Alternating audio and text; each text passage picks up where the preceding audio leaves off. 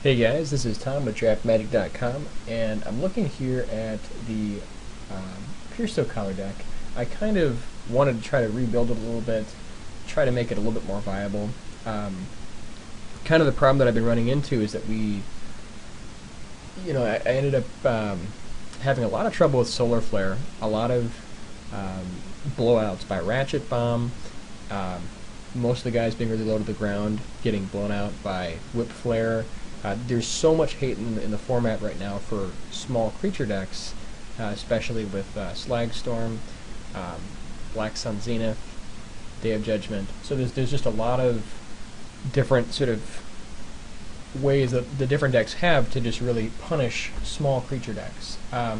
So what I decided to do, I remade the deck kind of from scratch here, and instead of focusing so heavily on the combo element, while it still exists, what I decided to do is just place in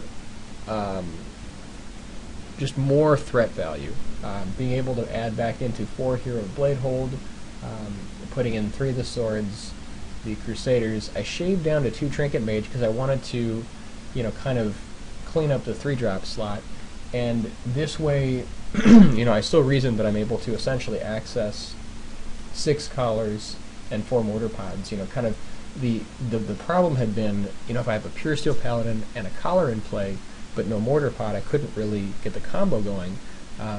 So this way I now have, essentially 4 mortar pods, 6 collars, and 4 paladins. So it's less focused on the combo. It can still just win, just maybe with hero or Crusader and Sword. There are other paths to victory. Also putting Honor of the Pure back in the deck, I think, really strengthened it a little bit.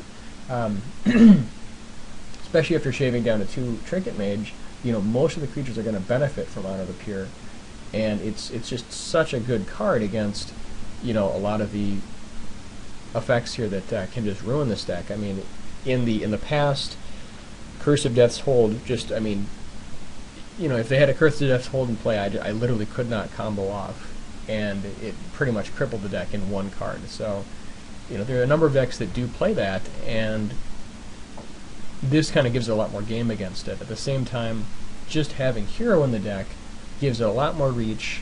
It doesn't die to Slagstorm or Whip Flare. It takes much longer for Ratchet Bomb to kill it. So kind of having varied mana cost also helps too as well. And then what I did is I actually also changed the board, kind of making it more creature oriented. So beating down at the same time being able to deal with threats, with the Relic Warder and the Fiend Hunters, understanding that we still have to win by force, so being able to get sort of double value there really helps. I think that the Flash Freeze is going to be a great idea for the Wolfrun matchup, just to kind of help us stop the big threats that, really the deck has trouble with.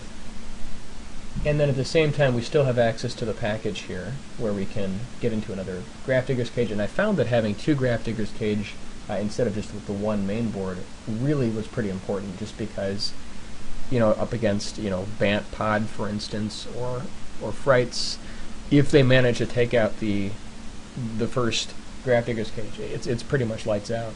So, made some pretty significant changes here to the deck, and I really like how it's been operating since then. I played a couple games, and it's done pretty well. And so we'll show you another one here, and just kind of getting prepared for the GP Minneapolis. I've gone through a lot of different decks, looking at different builds. Took a look at the green-white aggro list for a while, and was pretty excited about it. But I'm really happy that I'm kind of coming back to Puresteel just because I know it so well. I've been playing it for over 2 months. I have a really deep understanding of how to play the deck here, or at least more than other decks, that's for sure. But anyways, we will have a look here at a round. Okay, so hoping to get a little bit more familiarity before the GP this coming week here, but I really like where I think this deck is going, so we'll see how it works out. And this is a great opening hand here. Very happy to keep this. I really like the inclusion of Hero. I think, the entire time that I've been playing the deck, I was really missing the power level of that card, and I think that it needs to be a 4 of. And I'm also very happy to see Honor the Pure back in the deck.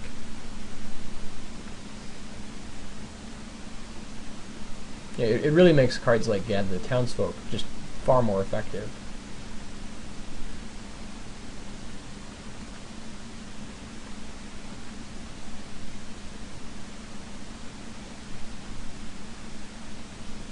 So hopefully we're up against either Esper Delver or possibly Solar Flare.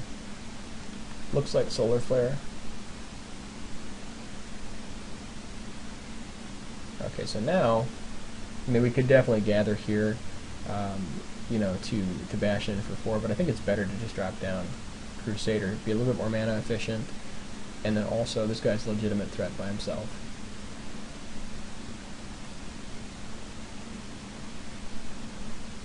And it'll be more damage overall.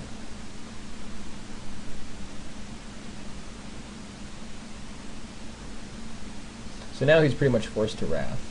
So he's going to be, I assume the Wrath is coming next turn. Kind of with that in mind, we're just going to drop down Honor the Pure here and try to get as much value as possible. We don't want to commit everything into one attack here. So I guess he does have the counter, which is fine.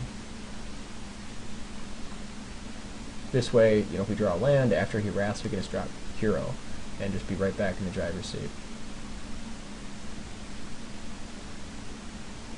So here's Day of Judgment. There it is. If we don't have the land, we can just gather for, a 2-turn clock. So really like how this deck is set up to now. It just gives it so much more threat value, I think, especially if the Honor appears. And now, he definitely, he can play some big cards here, but, we've got him more on the ropes than he had been. I think, with the other version of the deck, especially if we weren't able to combo.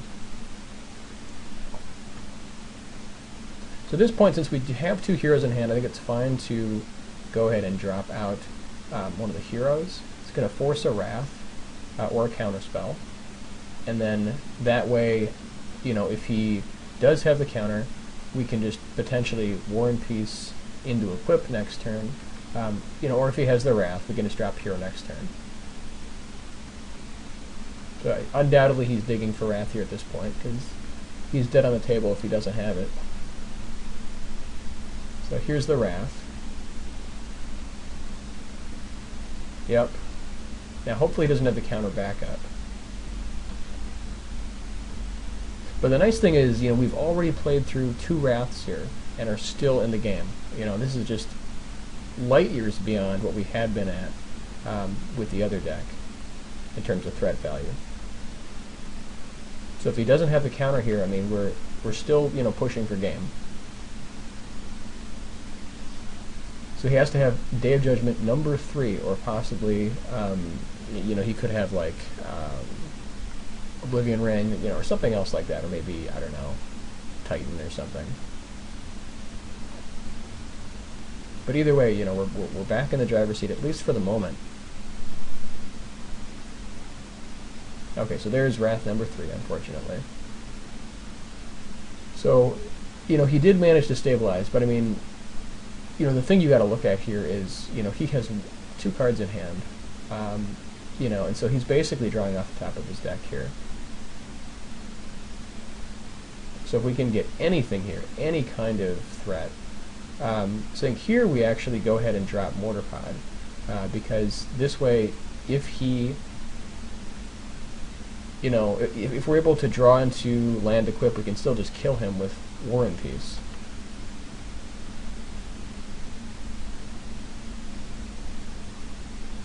So now if he has Titan, he does kind of stabilize here. But Lingering Souls doesn't even protect him, because if we have Sword equipped, then we're fine. Okay, and Innistrad is a little bit of a problem, unfortunately.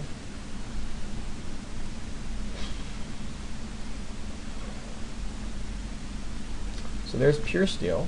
That's definitely going to help a little bit here.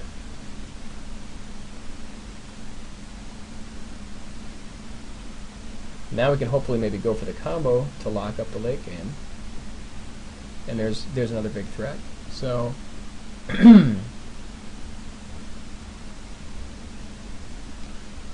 so now we are basically going to need to use our mortar pods next turn to take out the 2 black creatures, and then basically try to get there with War and Peace, you know, or possibly just drop Hero.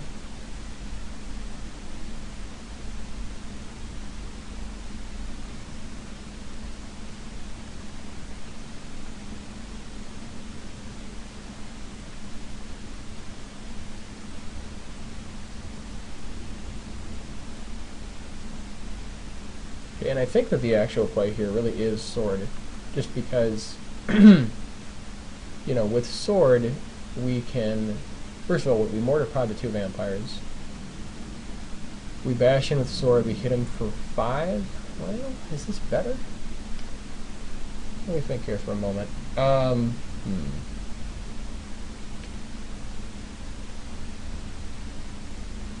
We get the draw off Sword.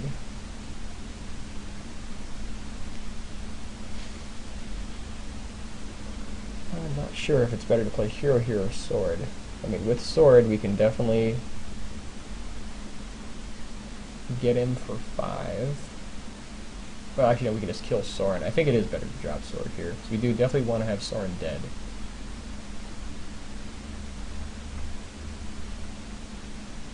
Plus, we have Gather for the next turn. Okay, that works. I think even though he's at 10 and we can kill him the next turn, I think it's worth killing Soren here. Well, let's see, what does he do next turn? He makes a token. So we get him to 5, he makes a token, we use a human to kill it. No, we just shoot him. That's fine.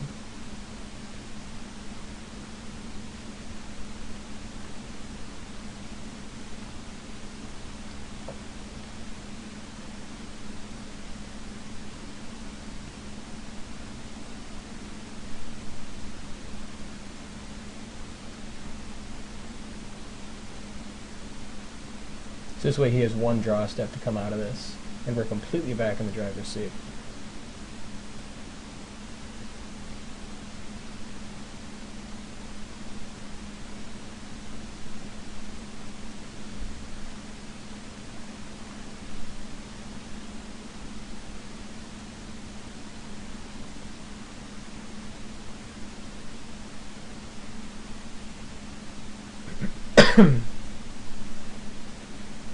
Now he does have, I suppose he does have Forbidding Alchemy, so I did neglect to remember that. So well, he's got a few cards he could pull out of this with, so it might have been better to kill Soren. You know, I still think it might have been the play here to just go for the kill, just because, you know,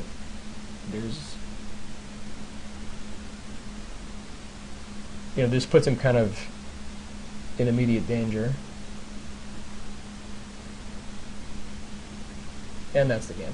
So, I mean, just look at that. You know, we lived through 3 Day of Judgments, came back, took control of the game, and took over.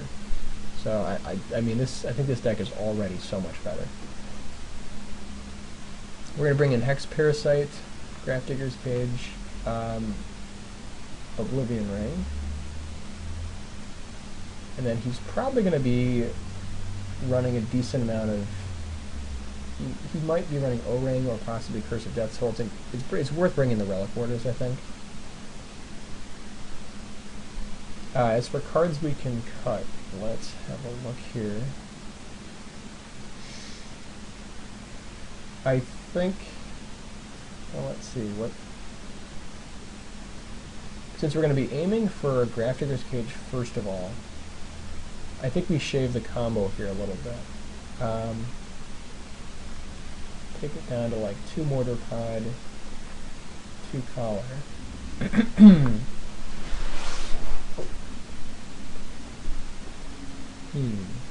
What else do we want to...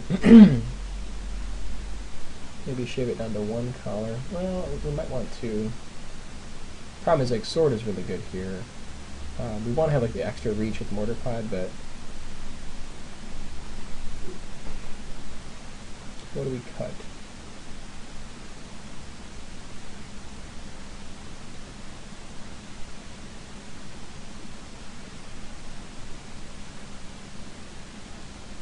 I mean, it might actually be worth cutting like 2 of the paladins here. I mean, like, they do get us a little bit extra value, but we've shaved so much of the combo that I think it's maybe worth shaving some paladins.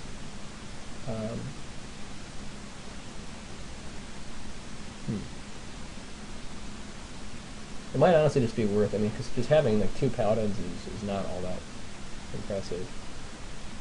Maybe we just want to have like 3 collar and no paladins, and then just kind of use it that way.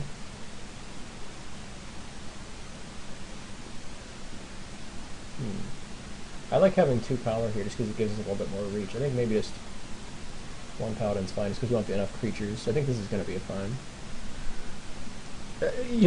I mean, I guess the real thing is that the combo is not as effective against him, just because he doesn't have a lot of creatures, and we have a lot of other cards in our deck we want to make sure that we have room for.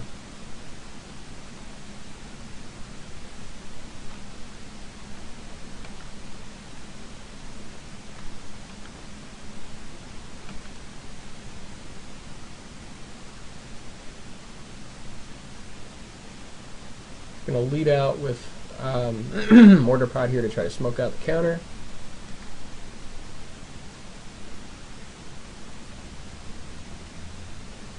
Guess he doesn't care about Mortar Pod.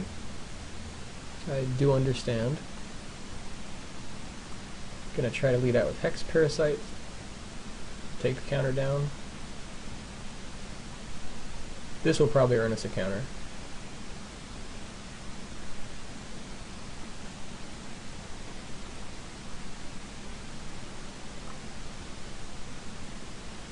And if not that, then this will definitely earn us a counter.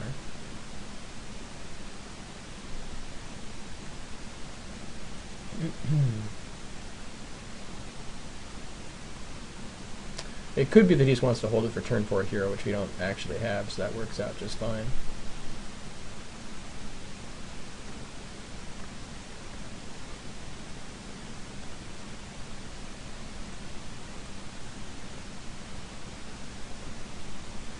Now basically playing around Mana Leak, but we don't have much action here. Just kind of trying to get something on the field.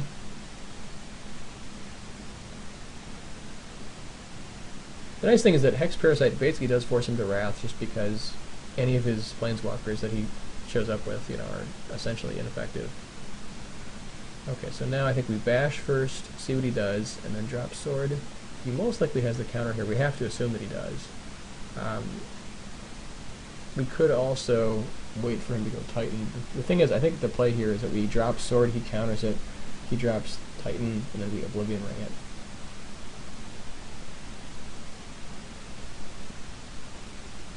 He also just may not have the counter. He has to counter this if he can, so I don't think he has the counter. I guess he's just going to go Forbidding Alchemy, or that works too.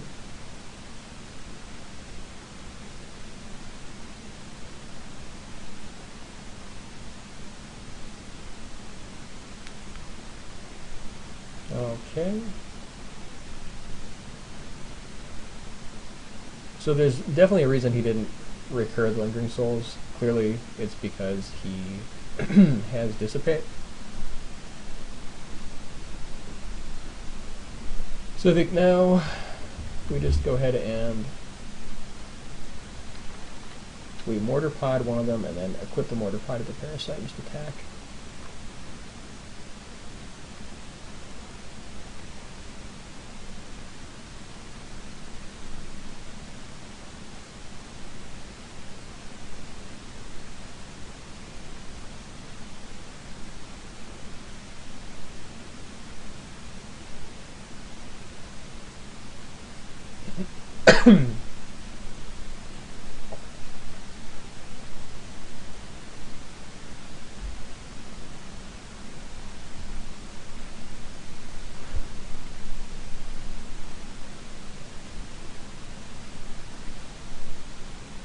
So he probably, right now, I think he probably has Dissipate, and he's probably putting us on Hero and just trying to play around the Dissipate and try to bait him out, which is good for us because, clearly we don't have Hero.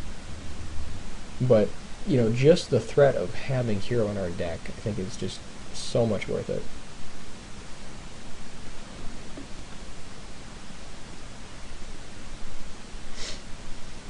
Okay, so now we just wait and see what he does next turn. Clearly he either has Dissipate or Mana Leak.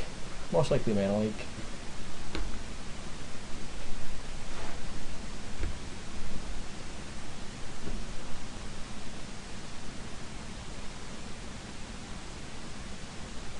Okay. And still holding out for that. Let's see, what's the play here? Well, we could Mortar Pod. I think the plan here is actually Mortar Pod one of his guys, then re-equip Mortar Pod to Champion. Or we could just, we could drop Champion here, but then we kind of get blown out by Wrath, so I like that play a little bit more.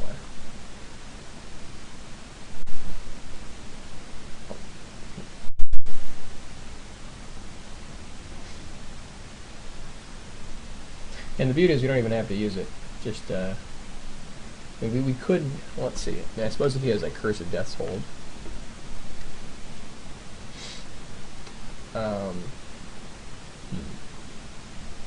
Well, he could theoretically have Cursed Death's Hold. I think actually I'm just going to use the Mortar Pod here.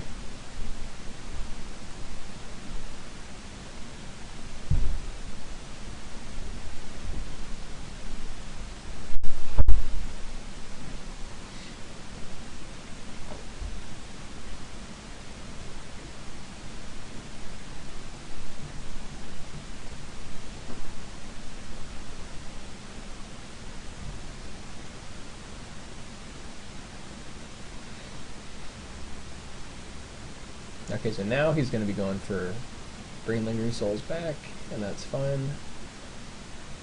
Or still waiting on that counter, which is just not going to happen.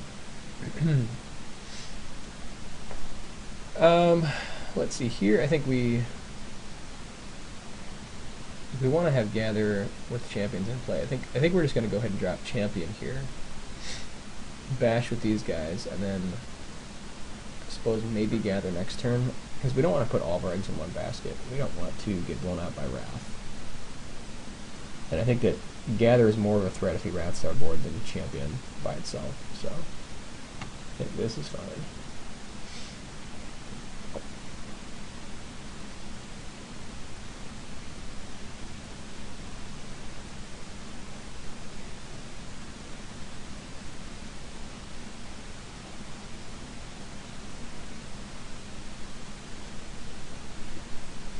And I mean here we're gonna re-equip Mortar Pod just to play around Snapcaster if he decides to Snapcaster end of turn.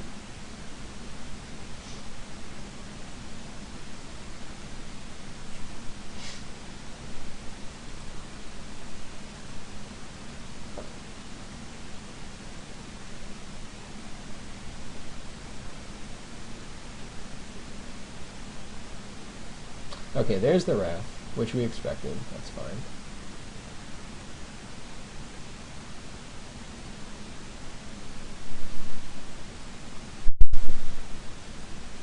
So now he's still trying to wait on that counter. I have no idea why he's not recasting his Lingering Souls here. But either way, we're happy with it.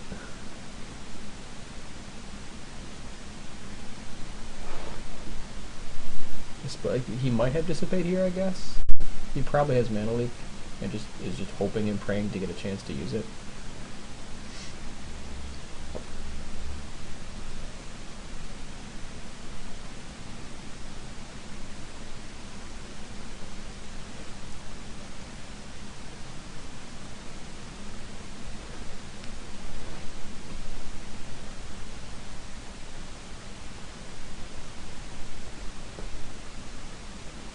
Okay. So at least, we can get, 1 for 1 here. Gathering just got the Wrath there, so that was really, really nice value for us. Unfortunately, we're kind of drawing a little bit slow here. I'm just going to wait to see if he has any kind of big threat.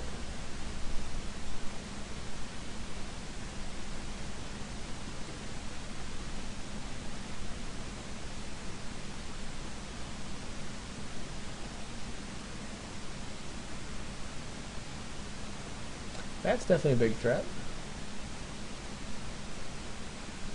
And I think he must have just seriously like forgotten about the lingering soul in his yard. I cannot tell you how happy I am for. Now we get to drop hero, play around leak. I guess he does have the dissipate. I think he'd been holding all game waiting for hero. And then now we get to O-ring Soren. We definitely wanted to do it in this order just because, I mean, we don't want to go O-ring into hero and then just get blown out by mana leak.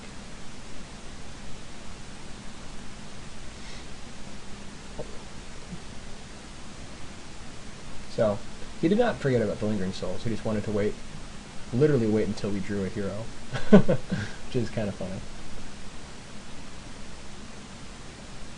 But I guess that's how good hero is. I mean, like, he just put him off that long. Now we're very happy he didn't double Lingering Souls. And maybe he has Disperse number 2? Or Dissipate? Sure. So, kind of on the back foot in this game. We could still theoretically stabilize with like a hero or something like that, but it's looking pretty grim.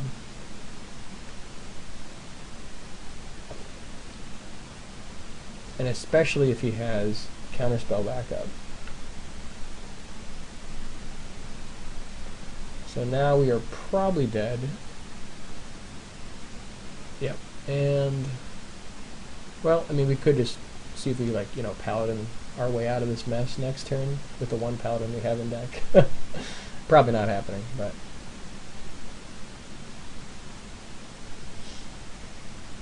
Still, I mean, the fact that we were able to get, you know, Day of Judgment off of one Gather the Townsfolk is just... It's so much more value. So I'm very, very happy with how this deck has been going. So unfortunately, that's the game on this one. But, I mean, this guy even 3 turns earlier would have been a very different match. Okay, so, once again, bringing in Oblivion Ring, bringing in Relic Order, and Graphics Cage and Hex Parasite.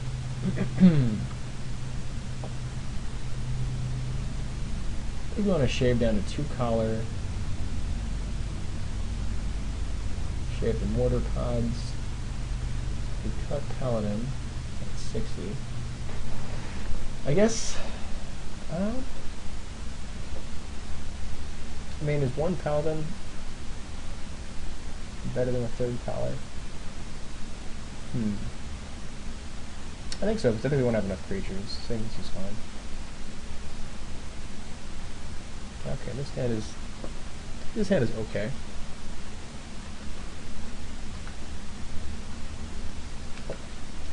I'm happy about the turn 2 Grafdigger's Cage, that's for sure.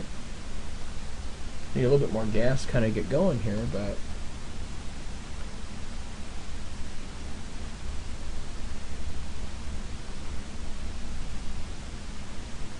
I mean, we could have dropped like Grafdiggers there, but I suppose if the thing is we probably don't, because if he has Ratchet Bomb, he just gets us.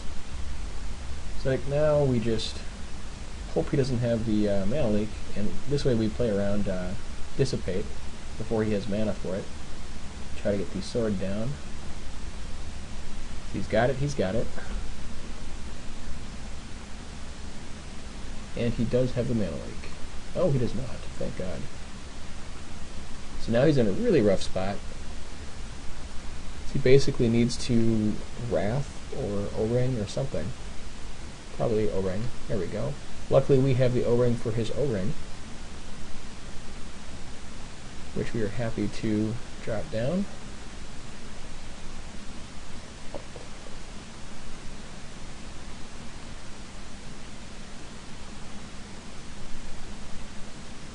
So now he's still in trouble. Basically needs to Wrath this turn.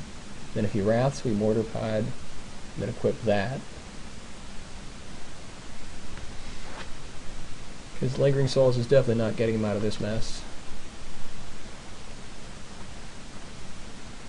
Okay, so now I think we just run the equips and see what he does. Guess he probably drops Snapcaster to stall. would be my guess.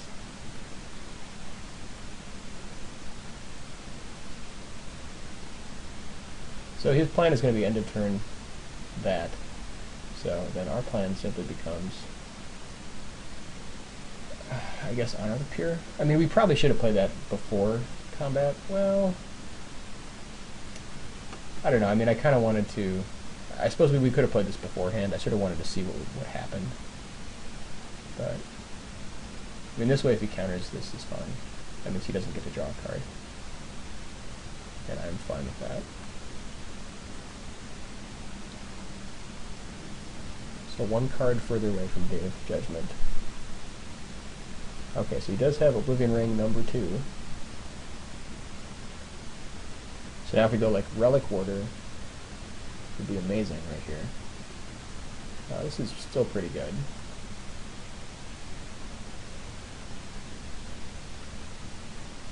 I suppose we could have baited this out with a Mortar Pod. It might have been slightly better.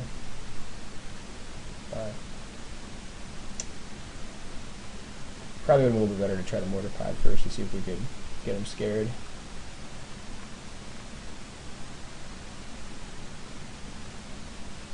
So now he just gets us with Curse of Death's Hold, or really anything.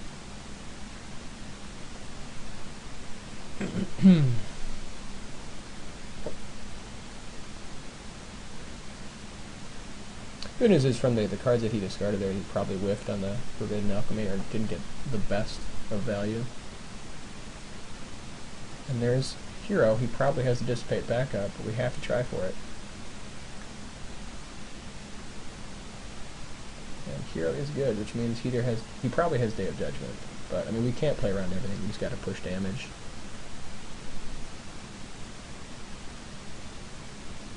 So now he days, we get him to 4. Sure. Think once.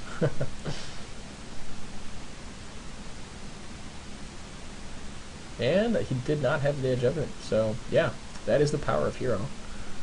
Very, very happy with how things are changing up. I think we have a lot more game against, you know, decks like Solar Flare, which had previously just been a crippling matchup just because we didn't have enough threat on the table to get them scared to, you know, start playing their big stuff. And yeah, I think it's going to be a great new build of the deck. Really excited about it, and this will most likely be the deck that I will be taking to GP Minneapolis. So leave comments, let me know what you guys think, and if you have any ideas on, you know, finely tuning the board a little bit maybe, or just you know, leaving your thoughts, let me know, and we will see you next time.